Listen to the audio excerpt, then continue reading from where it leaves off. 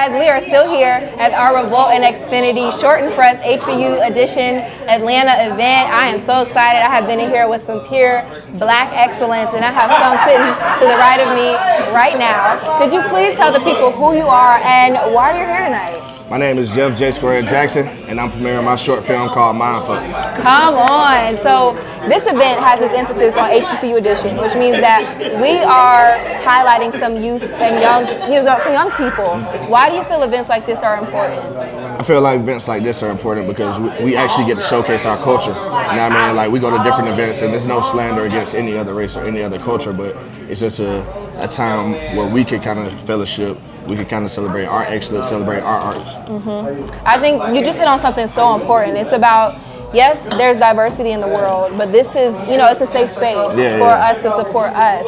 Tell us a little bit about the film. So MINDF was an idea. It was an experimental film, my first short film that I came out with, and it's about the morning after a one-night stand. So it's the conscious thoughts of a male and a female.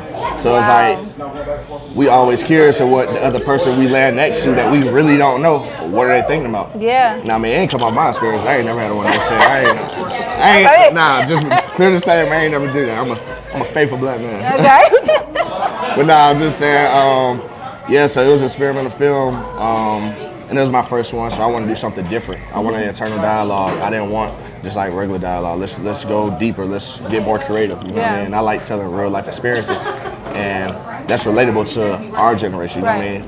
Mid-20s, early 30s. You know what I mean? So like, we experience that. We know people around us experience it. You know what I mean? So all my films, I call it real ass 20-somethings. Yeah. Based on some real ass 20-something events. Yeah. Because I like telling stuff. We don't have a director that's in our generation. You know what I mean? We got the Tyler Perrys. Our mom, our dads love Tyler Perry because it's telling those old Black stories. Yeah. You know what I mean? Family oriented. But like, what about us? You know what I mean? Everybody want to talk about millennials. Who the director for the millennial?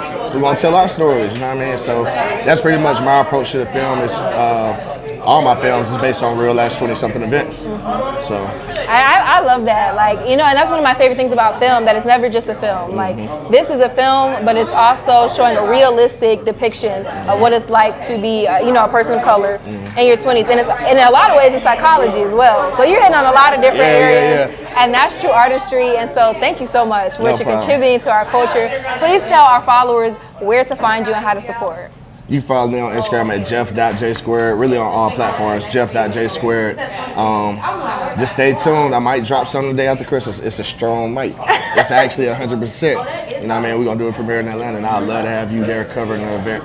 Oh, wow. Thank you so much. So we're going to do it big. My first one we did on my birthday this year in July. It was big. You know what I mean? So we did that Plaza Theater, so I want to go bigger this year.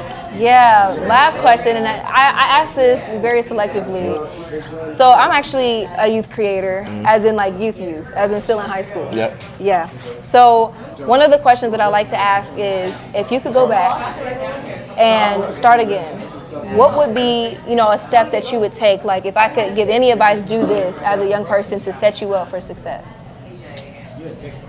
I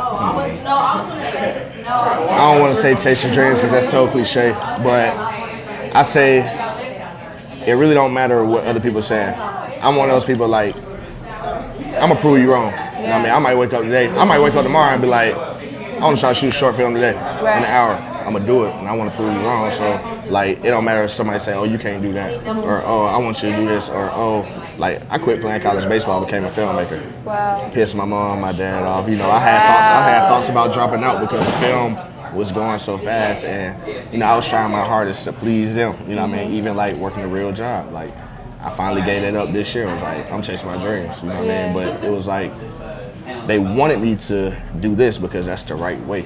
But anything in life, you taking a risk. You know what I mean? Entrepreneurship, anything. So take a risk. Be a risk taker. You